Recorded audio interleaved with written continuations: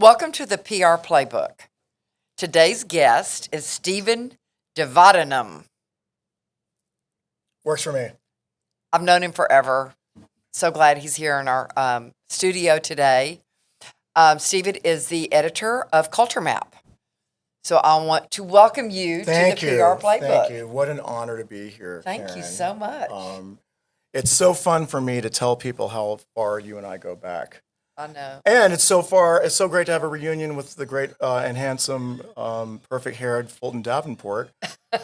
Because, in a great 6 degrees of Karen Henry, I met Fulton through a friend who we were running in town together. We used a coworker and a friend. And he was friends with Fulton, who was so dashing, walking around taking society photos. I was like, he should be in front of the camera. Yeah. So I met him covering a Karen Henry event, a society event. So Yes. What a 6 degrees of Karen Henry. So it's really all about you today. Well, I'm glad it should be about you, though. No. Can I ask you a couple of questions? Please first to do. start? Yeah. I'm planning a takeover later. You are? Am I going to be scared? A PR Playbook podcast takeover. I'm going to talk to your staff. Oh, okay. I can't wait to hear what everybody says. I know. Um, And if they're in the same room, they'll probably say nice things. So. well, I know that's why I feel like I need to leave the room. No. That's what editing's for. Yes, exactly. They can say everything bad about me, and then y'all can cut it out. No. What I wanted to just ask you, just to set the stage, tell me a little bit about why you're in Houston, you're a little bit about your history, and when you started working at CultureMap. So I am kind of a dinosaur in that I actually graduated University of Houston with a degree in print journalism and a degree in broadcast. And they used to split it up back then. Mm-hmm. And I stayed in Houston. I looked at Syracuse, Emerson, other schools, and UCLA. And I stayed in Houston because I was on air and radio at the time. So I stupidly thought, well, I'm on the radio. Why would I go get an internship somewhere where I'm here? Well, I should have been an intern. I should have, gone to a big school and been an intern, which is why it's so great that you're grooming these interns here. So I stayed in Houston, went to U of H. The program at U of H now is they're doing a great job in their communication school. I agree. There were some challenges when I went there, so I went around and did radio on my own, TV on my own. I started I worked at Channel 2 for a while, and then I worked in print and magazines, and then I met you when I took over a local publication in River Oaks, Upper Kirby, which was called the Upper Kirby Progressive, and my first thought was, well, that doesn't make any sense. It was newsprint. Yeah. It was delivered to homes. I said, we can do better. Let's be reflective of the amazing Interloop community that it is. As I told them, people are your readers, and the people getting your papers are getting the New York Times and the Wall Street Journal. Let's make our community news look like that. So we turned it into Houston in Town. We created that wax seal logo, matched the Upper Kirby phone booths, won some awards, and that was great. And it was great running an operation early on. And I traded being an editor-in-chief for rising up the ranks in one of the bigger spots because I've always been very entrepreneurial in this business. And I also believed early on, and I used to butt heads with professors, that you can't just be a print journalist and you can't just be a broadcast journalist. You have to do it all. So I kept saying, why aren't we doing more programs merging this stuff? Mm-hmm. They thought I was crazy. And it doesn't say anything about me. It just seemed like common sense. So now everyone's doing that. Now there's a term called MMJ, as you know, which is a multimedia journalist. That wasn't doing that. So everyone thought I was crazy because I would do on air, like in Dallas and radio. I'd come back and do TV. I would work in magazines. And everyone was like, well, when are you going to figure this out? You're kind of crazy. But it was really, I was just figuring out that that's the way everything was going.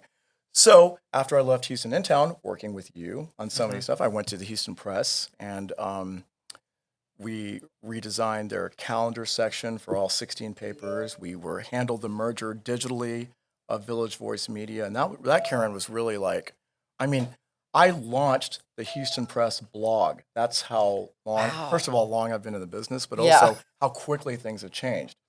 The Houston Press didn't have a blog. And I had to fly to Phoenix and tell the owner of the company, who didn't like blogs, didn't want to hear about blogs, my pitch to him was, you've always been an innovator.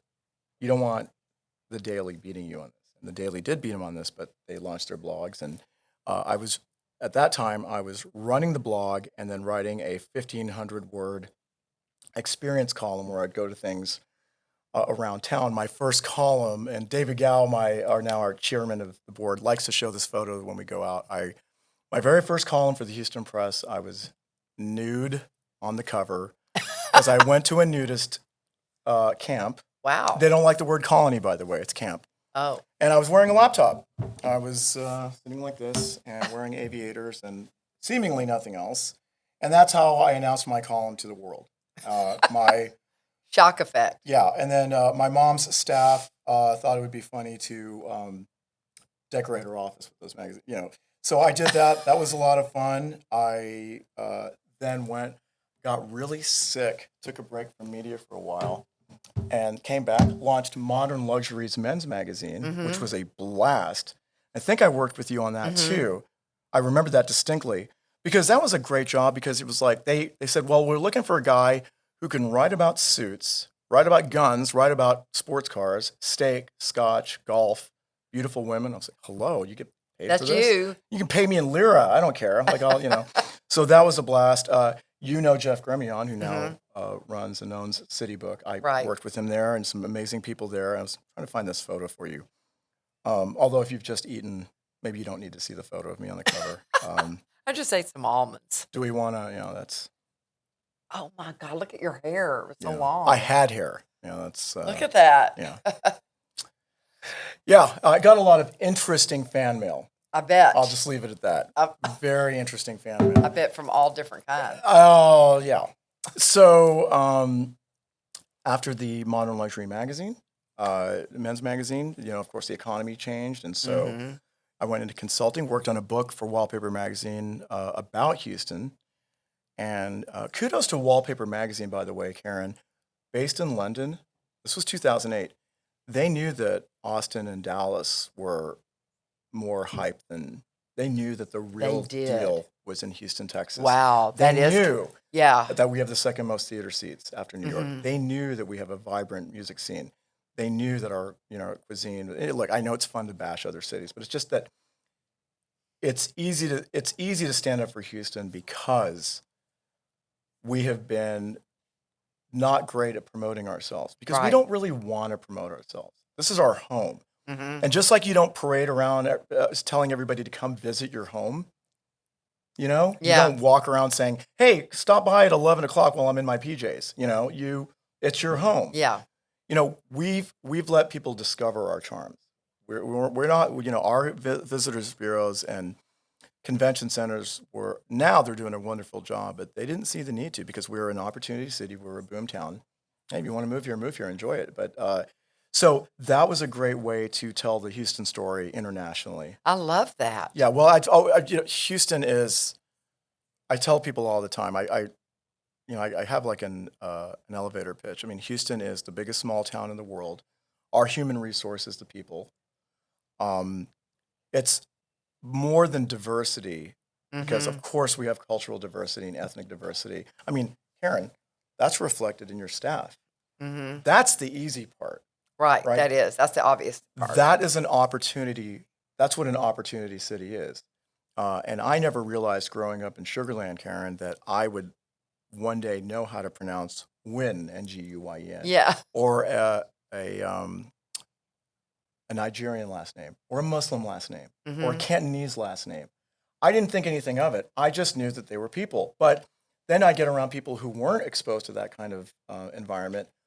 It was wonderful being in that sort of cultural melting pot. But the one thing we had in common, everyone was here to do great work for the city or do great work for themselves. It was either petroleum, oil and gas. We moved here for the oil boom just like everybody else. And back when Gillies was still open.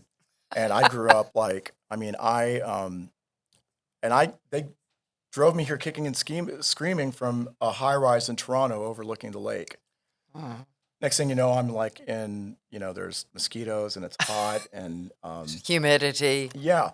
But I can't imagine flat land. Yeah, and I can't imagine living anywhere else. This is the greatest opportunity city in the country. It's a world-class global city. Um, and it's been really fun. I've had so many opportunities, Karen, to leave. And I did go to Los Angeles, but Houston just always yeah. brings you back, kind of like the mob. So, yeah, so then after that, Lonnie Schiller, who started Cafe Express Mm-hmm. and Annie Cafe, or Cafe Annie, had an idea for a site that would be both geographic points, because this was before GPS, Yeah. Oh, but yes. mapped out culture and restaurants. Uh-huh. So he said, what if we called it CultureMap? And they were looking for an inaugural editor. I literally sat with Lonnie Schiller and his co-founder. May I mention the name, since he's Yeah, owns sure. Yeah. Mark Sullivan, who owns Right, who right. runs Mark, yes. public Lonnie content. and Mark were, Mark was a journalist at the time, Yeah, wasn't well, he? Mark also has an amazing and diverse background, but he Mm. was had then started his own PR firm, Right. and Lonnie was kind of utilizing him to recruit talent and get the vision right. And so Lonnie and I literally just drew out the editorial plan, business plan, and strategy for CultureMap on a Cafe Express napkin in 2009 at Cafe Express, sitting outside That's in Uptown awesome. Park. Yeah, and the we had some great ideas. We got a TV partnership with Channel 11 right off the bat. Started hiring freelancers. My health reared its ugly head again. I had to leave very abruptly. So they found someone else, and the rest was history. I went off, and when I recovered, went to Los Angeles, and I worked in network TV there. That was a lot of fun. I was at a writer at NFL Network, and I wrote for their flagship show. So all the big MVP Hall of Fame guys, the Sunday morning countdown show, pregame show that Oh, everybody watches. wow. Yeah. So Are you kidding? oh yeah, You so wrote for that? that was a blast. And so Yeah. I have some fun, it was really fun memories. So first of all, I lost my dad. I got divorced. It was a country song, Karen. I lost my health, my dad, my house, my Oh. dog, my marriage. So I just packed up my sports car and drove to LA, because you don't move to LA unless you have a job. Yeah. Note to Houstonians moving to LA: have a job first. So they hired me. They brought me in to write the big opening. So the big open for the show, to get people the sizzle stuff, to get people hyped up about what was on the program that day, and teasing everything, and writing the sizzle stuff. So that was a lot of fun, and that, by the way, really changes your brain, Mm-hmm. because you're writing long form journalism, or in TV maybe you're doing a VO script, and here you're micromanaging literally like syllables, because you want to make sure that you hit that mark, and that and they watch this like a hawk. I mean, they want to make sure that viewers are coming back, and they want to make sure that the amount of attention and detail and skill and craft that goes into those big hype packages when you watch Monday Night Football, Yeah. or Sunday Night Football, Mm-hmm. the opener, doing that was such a lesson, because I grew up playing high school sports. I grew up with 5 guys who went pro from our high school football team alone. Golly. So, and I used to preach to them, because they did have a very, oh, you're from Houston. And I was like, well, let me just remind you, let's just go down some first round draft picks. Houston, Sugar Land, Elkins, Missouri City, Katy. Yeah, you're right. Yeah, and I mean, Drew Brees being in Austin was an outlier. I mean, there are high schools in Houston where 2 guys were drafted in the first round the same year. I mean, Houston is a football factory. So I would say, well, I know so-and-so, and they didn't believe me. That I was like, no, I just pick up basketball. He ran over me in practice, so it was really great to bring that Houston experience of football country, but pro football country, and head to LA. And I was living the dream. It was really exciting to be in Los Angeles, a really vibrant city. I wanted to work in Hollywood, but working at NFL Network in LA was a dream. And I got Warren Sapp to start saying Justin James Watt. He was like, "What's the just?" When I was like, I did the opening. He said, "Oh, I like that, Justin." So that was a tremendous experience. I came back, wrote for Houstonia magazine, and one of the stories I did was Houston is the next LA. And Karen, if you look at Los Angeles right. and Houston, sprawl cities, exactly. You Driving happy hour city. here, you dinner here, you go to your event here, and then you wind up for cocktails here, and then you drive another 30 minutes home.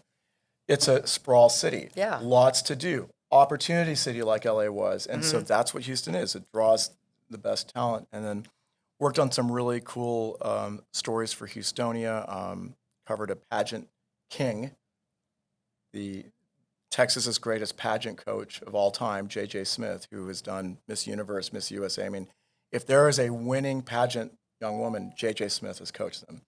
I got to, my favorite memory of Houstonia was, well, the favorite story was covering 4 female astronauts who graduated out of a class of 8, which was historic. So it was Jessica Golly. Mears, Nicole Mann, Ann Clark, and Christina Koch. And they, sorry, maybe not be Ann, it's Ann, but they, historic. 4 women had never graduated out of 8 ever in NASA. So to go to Johnson Space Center and sit with them and talk to them about their amazing accomplishments and what a modern, and again, growing up in Houston, Mm-hmm. where space is in our backyard, literally, and everyone who comes to visit, you take them to NASA. So, and we, being Houstonians, we remember January 22nd, 1986. We remember where we Horrible. were for Yeah, definitely Challenger. remember. We remember where we were for Mhm. Columbia because these are people who are friends. I mean, these are people we knew in Clear Mhm. Lake. These aren't people we just saw on TV. These are friends and neighbors. So Tell everybody what that happened because a lot of people weren't born.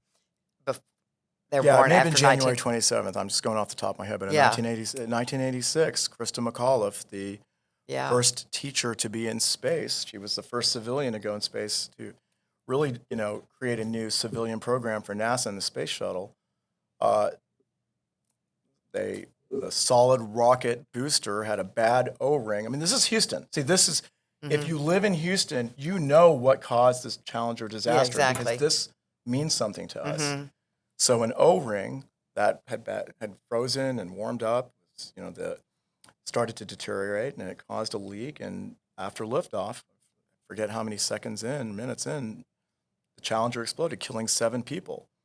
And it was right before Jean-Michel Jarre, the noted electronic French musician, came and did Rendezvous Houston, where With the laser light Yeah, show. yeah. And what's interesting about that, Karen, again, Europeans, they saw Houston what it was going to be.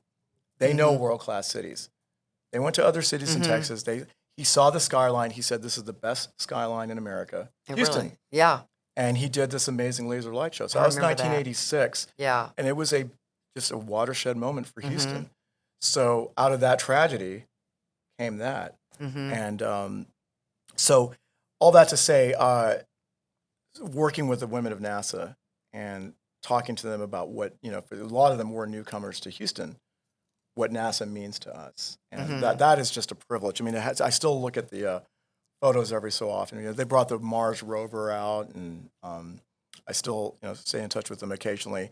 And then I've made friends. Kent Schaefer is one of the best criminal defense attorneys in America, has celebrity clients galore.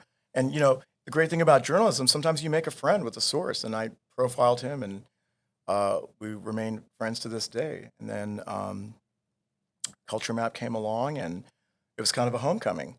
So here I am, and I enjoy, going to work every day, just kind of like your team. I get to work. I tell people all the time, "Hi, I'm Steve Devadanam. I work with Eric Sandler." Because he is the Because the he's name the man. that everybody knows. He's yeah. the man. So and it made him feel a little weird when I told him, I took the job of 30% to work with you. Everything in a guy's mind is like sports. So I told David Gower, our CEO, when we were talking, I said, in lifestyle journalism in Houston, if you're going to quarterback, your running back is your food editor. Absolutely. And if you really know your football, Eric Sandler is the Derrick Henry running back of, Yeah. lifestyle journalism, because he is just, we just ride CultureMap's success on his, I enjoy watching him break news and bring a very cerebral yet conversational attitude, approach to food writing. He's always been ahead of the curve that way. And I I used to read Ken Hoffman. I used to listen to Ken Hoffman on the radio, and now I edit Ken Hoffman. Isn't that wonderful? Well, Ken Hoffman, who I call the Larry David of Houston. That is great because he is hilarious. He's hysterical. He really is. When I proposed to my wife, I sent him a photo of my then fiance, now wife, of Lauren and I at a gala, and Ken's response was, "Has she suffered a brain injury recently?" That was his well wishing. Yeah. When we celebrated my 5-year anniversary with Ken Hoffman at Chick-fil-A, I paid. Of course. Yeah, that's Ken Hoffman. Yeah, he's so working at CultureMap with Eric and Ken, and then this host of freelancers, and every day, and trying to do good work while also balancing storytelling with digital journalism and learning the way the industry's changing is really exciting. And we have this wonderful partnership with ABC 13 where we, they cover hard news. Mm-hmm. They work on, crime, weather, traffic, and all the things that people need. And what we bring them is, the lifestyle and things to do on the weekend, and, entertainment journalism, and, that sort of thing. And we've made some, at CultureMap, we've had the opportunity to tell some really good stories. I spent an hour with Lance McCullers at his house talking to him about. When is he coming back? Well, that's to be determined, but he's got, because he's Lance McCullers, he's got like 9 things in the works, as well as getting back to game shape, and meeting Alex Bregman through working with him, and Bun B has become a friend because I've never had one of his burgers yet. Well, because the line is like an hour. I know. Yeah. Can you get me in? I will. That will. We should have ordered out. I know. Yeah, you will absolutely love that burger. We cover concerts, covering the rodeo. It's, Karen, as you know, because you are showcasing the city to media, both local and regional and national.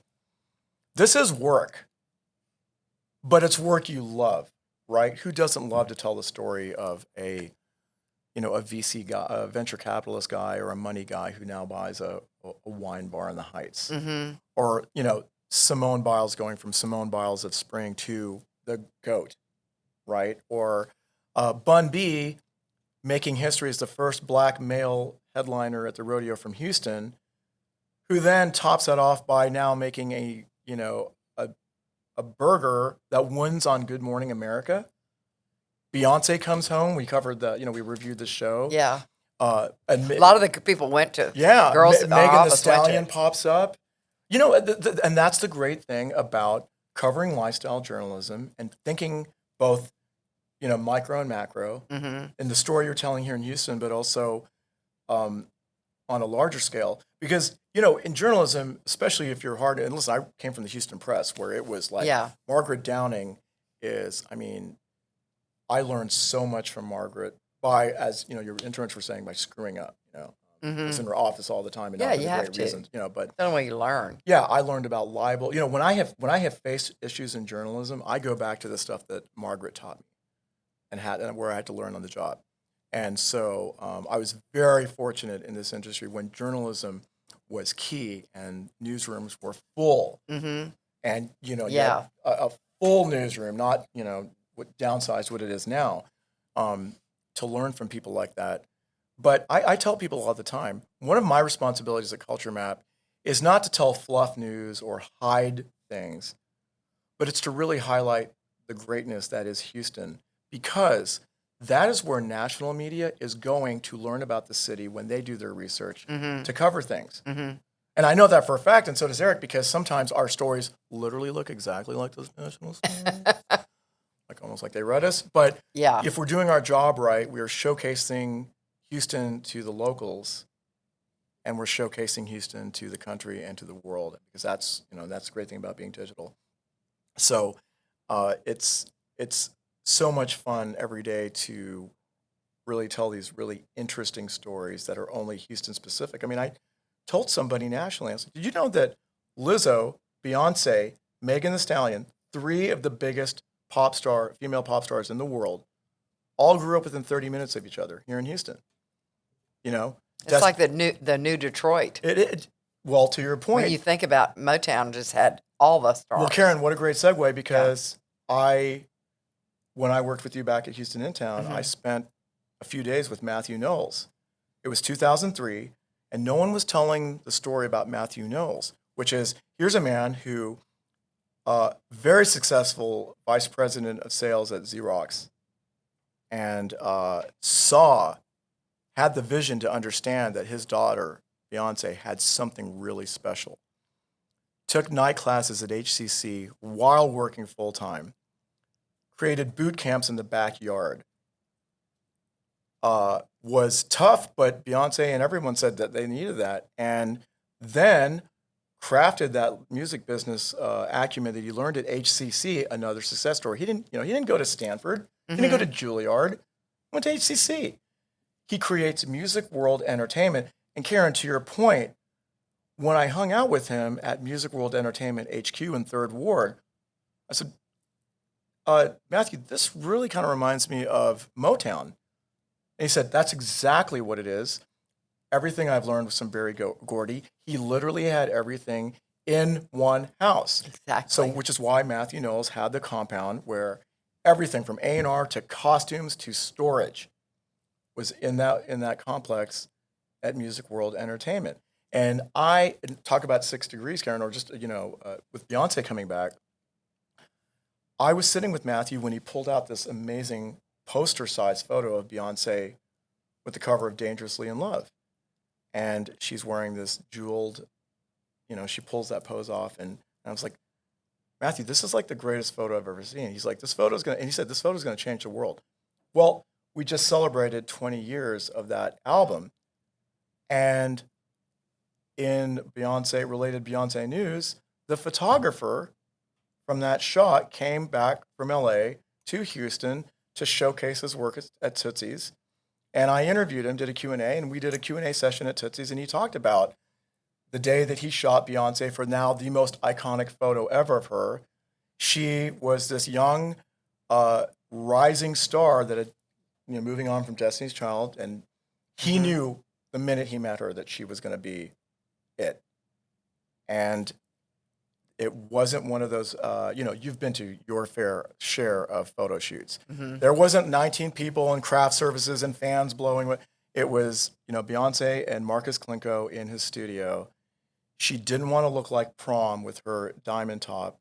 So she looked at his jeans and she's like, can I wear your jeans? He's like, okay. He goes upstairs, takes off his jeans, puts on another pair of jeans. She's wearing his jeans in that shot.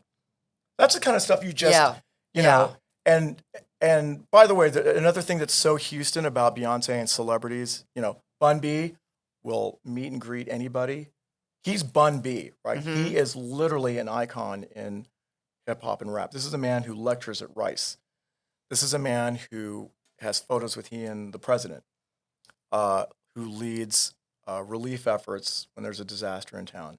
But he will talk to anybody who he comes across, and and makes time for everybody, as do all of these great, Lance McCullers and Alex Bregman, and Matthew Knowles. This is a great story. It just tells you about how funny he is and witty he is.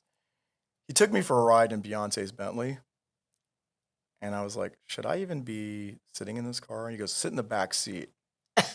And he did a driving Miss Daisy, driving through River Oaks. Oh, that's Hawaii, funny. And that's the kind of life that you just never think you'll have, but journalism affords you that opportunity. But really, at the end of the day, it's not about being there; it's about telling that story. Being there is 50% of it. Right. You want to tell it. You want to do. You can't tell the story unless you're there, and Right. you can tell it from that perspective. Right. Instead of you're actually immersed in it, you're not like overlooking it. That's why CultureMap is such a good publication, Well, thank you. because it's more, you feel like you're experiencing it. Well, thank you. And that we are really just trying to ride the wave of the Newstonians, the young emerging power class in town, and while also telling the legacy stories of Houston. And one of the things that I've tried to do in my tenure the last 5 years is the previous regime was really good about talking about fashion and society, and that's absolutely needs to be talked about, because there's amazing fashion people in Houston. Also people who come to Houston because it's Houston, and people spend here. and people like Hallie Vanderheider Mm-hmm. and locals who are known for being fashionistas and also philanthropists and really socially conscious, but just fashion people in town are, they're household names here in Houston. And then there's the society stuff. But, there's also one of the things that we try to do is what is everyone talking about? Well, they're talking about restaurants, they're talking about sports. But they're also talking about quality of life stuff. They want to know if there's new parks coming up. They want to know if there's a new initiative. Mm-hmm. They want to see downtown and inner loop improving. And it is interesting as a Houstonian where, I remember during my early days in Houston media, if you weren't 713, you were just Yeah. literally and figuratively out of the loop. Right. But now we can track this. Now we have readers in Katy, the Woodlands, Sugarland, even Galveston in some cases, Mm-hmm. who drive in for staycations and that sort of thing. So we have learned to tailor our content accordingly. Houston's a big city. Mm-hmm. And just like LA, people, will live there, but they'll drive in for this and they'll drive home and Exactly. they still want to experience the best of Houston. So it's really, really an exciting time here for us. Yes, and it's going to keep getting more and more. I mean, I've lived here for over 30 years. I'm not from here, but it is my home, and I know what you're talking about with LA. Short story, I went to Los Angeles in my 20s thinking I was going to be an actress. I could see that. And it was the You most. got that Sybil Shepherd thing going on. Back then, yeah, kind of Yeah, Sybil Shepherd, that's my vintage. And she, well, not her, but I quickly realized that it was not, because I'm such a people person and a family person. It didn't take me long. It took me about a year, and I Yeah. drove back, crossed the line in the panhandle of Texas. It was a hot summer day. I stopped the car, got out on my hands and knees, and kissed that hot asphalt because I was so glad to be back in Texas. And they get it too because Yeah. they're all moving here. I call it the LA to Houston pipeline. Just Yeah. 10. That's and I don't blame them. and that's how I felt coming home too. I came home sooner than I would have expected because we Right. had a family emergency. But it's wonderful to bring those experiences. Yeah, it was a great experience out there. And there's something really great about, and I have seen so many people in Houston go and sharpen their skills, hone their talents in other big cities like New York, LA, Chicago. Mhm. I've worked in New York, I've worked in Chicago, and worked in LA, and bringing that perspective of understanding what the big city expectations are, but honing it down to Houston. Because Houston doesn't take itself too seriously. No. And you can kind of tell when someone's not from Houston because they're kind of like overly Well, they say flamboyant. San Felipe instead of San Felipe. Or they'll say HTX, which is like, I just can't get I'm sorry, I can't get behind HTX when there's an ATX. It's H-Town. It's H-Town. No, but Bio City. it's the Bayou City. Karen, how do you, I'm going to turn it on you. Okay. I've been working with you for so long that I have great relationships with some of your proteges who have now moved on and are doing really successful Oh, things. good. I'm glad to know Like that. Emily Emily. Hanley. Emily Hanley. Yeah. And she still displays that kind of Karen Henry PR boutique acumen that she did when I worked with her. But one of the things I was telling your staff is that your team is always so energetic and upbeat. And they sell it, they believe it, they put their energy into everything they're doing all the time. Where do you get that, and how do you motivate? Because it seems to me like you bring the energy. It's not like a fear factor or fear-based thing. Or is it? Are you really cruel and horrible? Are you cruel at I don't know. You'd have to ask them. I feel like that one of the things that's always been important to me is the no drama office. And when we have a drama office, it makes everybody in a bad mood or not feel productive. I try to teach them, but I try to also give them their freedom. It's important. Client communication is very important. Communications with the journalists are important. The personal relationships that we formed. And I think, and they change because there's not many of you around anymore. I mean, a lot of the journalists, I don't even know who they are because my team reaches out to them because it's changed so much. Oh, yeah. I'm still, Shelby's still around. You're around. Clifford's still around, kind of. Definitely Jeff Grimion. Mm-hmm. But I try to instill in everybody to make those personal relationships. And it's real important to have the right pitch and the right headline. And we were actually talking about that earlier, about having a great catchy headline. But I don't know. I hope that I know somebody like Emily who started with me as a college student and worked for me for like 5 or 6 years until my client and friend Ben Berg stole her from me. But that was okay. Shout out to Ben. He was nice enough to take me for a drink to ask me if it was okay. Even I knew it was going to happen anyway. Of course, I was not going to say no. And she's still with him, and she's their vice president of marketing. But what does that say about yeah, developing talent? You know, I learned that through Margaret Downing. It's almost like a sports franchise or exactly. a college football team where your hot stars end up getting drafted, or they rotate, graduate out, or they get heavily recruited. I feel like that's kind of a testimony to how good of a job you're doing. Well, I hope that most of the people that work for me continue on in PR. Some of them don't, but I think, and I'm still friends with the very first girl that ever worked for me full time. Wow. Erin, she is now in corporate marketing and fundraising, but we still talk. We go for drinks. She was kind of thinking about if she was going to work here again. Wow. But she needed that corporate job that would travel a lot. And I don't ever want the PR boutique to be anything bigger than the PR boutique. But I want, and I hope the people that work here always like the fact that we work in so many different industries. Mm-hmm. We're not just restaurants. We're not just fashion. We're not just nonprofit. We love real estate. We love products. Yes. We love individuals. So, and then with the way PR is now, it's not just media. It's influencers, social media, digital marketing, community involvement, events. It's all that. You know, I was just going to ask you how the industry's changed since your.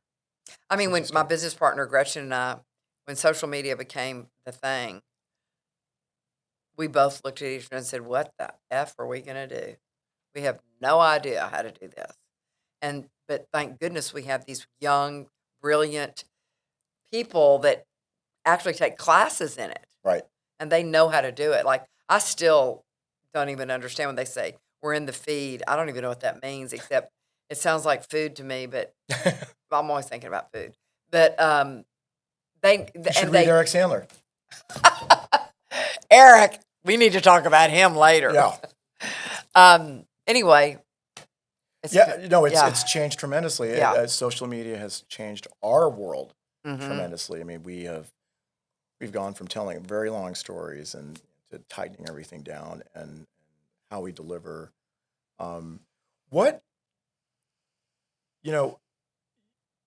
PR people and journalists and editorial people, we share something in common. It's lots of nights and weekends. Yeah. And as somebody who was not an awesome student in high school, I was, much to my chagrin, professionally, I have homework all the time. Yeah. Like pretty much daily. So what are some of the things that you've been doing this for so long, you have to do it well. Relationships are key. Mm-hmm. But can you talk to me about the work? Public relations seems to so many people cushy. You know, you hear people, he's retired and he's now joined a public relations firm or blah, blah, blah. What's the real day-to-day like? Would people be surprised? Yeah, I think a lot of people think it's glamorous and because you see all these shows on TV, you know, PR, like I'm thinking about Sex and the City. Yeah. I think Samantha was a PR person. She was a PR person. And how she's going to parties all the time. Right. That is such a small portion of it. Right. But it's we do a lot of research. Mm-hmm. We do a lot of trying to figure out which journalist would. Not only do we research about the client, it's the industry that they're in and who's covering those kind of stories. And we have Lainey, our vice president, it kind of started this process for the people that work for us, and this is new. They do a sweep of all the news that's going on in the industries that we cover, that we work in, so we know what journalists are talking about. And it's not, I mean, it's a lot of work. People don't get it. They think, oh, I'm just going to hire a PR firm, and my name's going to be in the paper. Yeah. Yeah, you Yeah. know. And you have the nobody wants this part of the gig where you retain a client, flawless execution of research, tell their story, and the journalist doesn't bite. And it happens a lot. And so many people think that when they Yeah. hire a PR firm, it's essentially in their mind buying an ad. It's guaranteed coverage. Right. How do you manage both? It's got to be tenuous, Karen, not to put anyone on the spot or to, but it's got to be tenuous when you're sort of understanding the mentality of the journalist and the editor you're pitching. You also understand that you've got a client who absolutely wants to be in a publication or any publication, and you've got to manage expectations both. The journalist wants an exclusive or a pitch that he hasn't heard from before, they haven't gotten before, or something different. The client just wants in. How do you? It's a juggling act of relationships too, isn't it? Like, you've got to say no, or you've got to say I'm sorry. I guess. How do you? Well, we try to be real honest with our clients. We try to figure out what nugget of the story will be something that CultureMap would want to cover. What interesting fact would be maybe a chronicle story on some nonprofit. It just depends on. We try to be honest. One of the things we ask our new business meetings is, what is your wish list? Where do you want to be? What do you expect from this PR, from our relationship together? And we try to attain that goal. Sometimes we're not successful. We've had clients that we thought was the best story, that we thought for sure everybody wanted to cover this. Not interested. And so what we do is we are honest with our client and tell them. We try to come up with different ways to repackage it. Maybe there's a trending situation in the national news, and we say, okay, well, this person can speak to this. Still not interested. Then we just finally have to tell our client, we did everything we could. These are the reasons why we don't think it was interesting.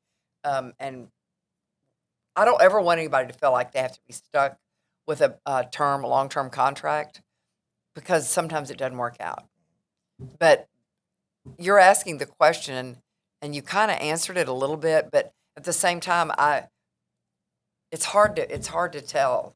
It's always restaurants are kind of easy in a way, but there are a lot of things that go on to the restaurants. It's not just one thing. And some of my real estate clients are easy in the sense that they're doing something new, but it's maintaining that coverage over a long period of time that's more difficult. A lot, and that's something that we share in common. Yeah. How do we cover the greatest hits and the icons of town if they're not? Because, for example, everyone reads CultureMap wanting to know what's new. Eric and I go to work every day saying, what's new? And who's coming to town? What's going on? What's new? I tell Eric all the time when someone calls me up and says, hey, Steve, I've got a great CultureMap story I'm pitching. It's cool young people, really fun, blah, blah, blah. I know I'm doing my job, because that's what people have come to expect. And that's absolutely what people expect when they're reading Eric Sandler. But one of the things that the icons, the long times, sort of ask us is, why aren't we getting mentioned? It's like, well, news is literally new, NEW. Yeah. And we want to tell their stories, and there's creative ways to do that, roundups or guides or that sort of thing. Yeah, and the roundups, and sometimes we just tell them, look, you're getting some, you're going to be mentioned in a roundup. Feature story, no. But, and sometimes that's okay with them. So we realize that social media and influencers, and maybe even some events, are where they're going to get their brand awareness. So it's all the above. I was going to ask you, we talk about this, those of us who've been in the industry for years. What have you seen change about media, good or bad, or how you've had to sort of, Well, that's the other thing about what's going on now is it's not just one thing or three things. It's so many layers. What's changed is, when I first started, we were typing up press releases and putting them in an envelope and mailing them. Went from that to faxing to emailing. And now, and before we were always in front of journalists. We would actually go set up meetings. Nobody wants to do that anymore. It's Zoom, it's email, text. send me all the stuff. I'll talk about it, I'll think about it, and we try to accommodate all those new things by packaging up like a press kit in a Dropbox link or a box link so that you have access to it. But it's whether you're going to look at it or not, we don't know. So that's why we come up with a catchy subject lines or headlines to try to get your attention. Yeah, shout out to Kirby. Yeah, at Kirby. UGM, who always comes Yeah, up with really, not to No, disparage anybody else. she's our, and Kirby would be here today, but she had to pick up her kids. But she's a master at that. Yeah. Probably better at my job than I am. No. Karen, what I was going to ask you, we see this in our side, in our world, a lot. Since you cover clients and businesses of, as you mentioned, you're not just the restaurant company, you're not just the real estate company. You do a little bit of everything, which is great. That's Houston. But we can't help but notice in media and editorial and in journalism, industries in Houston that people wouldn't have necessarily thought about 5, 10, 15, 20 years ago. Are there some clients or industries that you are now repping or that are emerged that you did not see coming? Like, Houston is a fashion town. It's not just the Chloe Dow, God bless her. We have so many people doing amazing things now, and there's so many people with the Houston connection. It's an innovation town. Obviously it's a food town. But what have you seen that you're kind of surprised? Well, recently there's this new forms of dentistry, like that's something I never saw coming. They can tell if you're going to have sleep problems by the way your teeth are formed. Wow. And so that's one thing that we worked on. A lot of apps, tech, Yes. apps, an app for this, an app for that. Innovation and technology. Yeah, so that's a new thing that I didn't see coming. I mean, I did. That was maybe 15, 20 years ago. Recently, I think this airway dentist was the one that was the most unusual to me. Now, we just talked to somebody today about, he has a product that is a lovely way to display your fire extinguisher in your kitchen. Really? I mean, people think of things like that a lot. So it's a fancy. It's like a cover you put on top of your fire extinguisher. And I mean, I was talking to him earlier, thinking, how can we help you with that? I don't know if it's a big media story. It might be more of a digital marketing story, Or a roundup, or a gift guide, or gift guide. Yeah, not to be disparaging this gentleman because it's a genius idea, but this is what decorators have been trying to headache for years with toilet cleaners. Yeah, exactly. Same thing. It's like, you need this, but it's really unsightly. How are we gonna, So what is it, like a case? Is it something It's like cool a case that looks like a wine bottle that you put over your thing, and it's all different decor. Well, I know. I'll send it to you. I know plenty of people who would do that. Yeah. I mean, but we get calls like that. Like, I have a product, I don't know how to do it. Help me do it. So what we try to do, and Fulton helps too, we look at what it is and try to figure out where we can help them. It might not be a PR, like traditional PR story. It might be something else. In media, there are people that they're a dream interview or they're a dream story. In PR, do you have people you think, oh, I would love to, I have so many ideas for so-and-so. Are there? Like a dream client? Yeah, dream client or dream industry or? Well, restaurants are always fun because there's so many layers to it. And there's a lot of new stuff. And we have so many great food writers, i.e. Eric Sandler. But I love real estate. Yeah. I just love real estate. I think real estate and nonprofit I can't say there's not one that I like more than the other, but real estate is so many new things going on in Houston. We've always been a horizontal city. Now we're becoming this big vertical city. Those kind of stories are interesting. We've been working with Randall Davis recently about. I was just going to mention, I interviewed him years ago. And we need you to do it again because he's got some new. And then we have a wonderful other client, Mimosa Terrace, that's building this really innovative mid-rise over in River Oaks area. Okay. And then we have Petronelli Group, and they are building office buildings all over the country, and they're fun to work with because there's always something going on with them. Um, and then just how to market them. And we've developed a really very robust social media team here. Very much Which, so. yeah, Yeah. we used to outsource it. We don't have to do that anymore because it's hard to do just media outreach for a client. You've got to do other things for them too to be successful. You've got to be a full service shop, obviously. Public relations, some people only know it from terms like public relations nightmare. Have you ever been with a client or in an industry situation where you've had to massage something going on, or is it always just sharing good news? No, there's been a lot of crisis stuff going on in the past. Yeah. I mean, I had two clients, and they were in the same. The retail client was in my other client's shopping center, Mhm. and they had a kind of a war between them, Falling out. and it was trying to figure out. That was hard. Yeah. How do you tell a positive story Yeah. out of that? Yeah. Um, that was a difficult one. And then there's been some, disaster stories. We've had some of our restaurant clients have had crimes committed in front of their restaurant, and they're afraid that if people are going to not want to go back there because there was a gunshot in front of it, things like Mhm. that. But as far as like, I've had some very, very, very difficult clients in the past. I do not have current, none of them are difficult now, but people that are never satisfied. Yeah. No matter what you've done, Right. it's never enough. Right. And so at that point, you just kind of go, well, I've done everything I can for you. I'm sorry you're not happy. We, you don't have to name names, I'm not. and you don't have to go into great detail.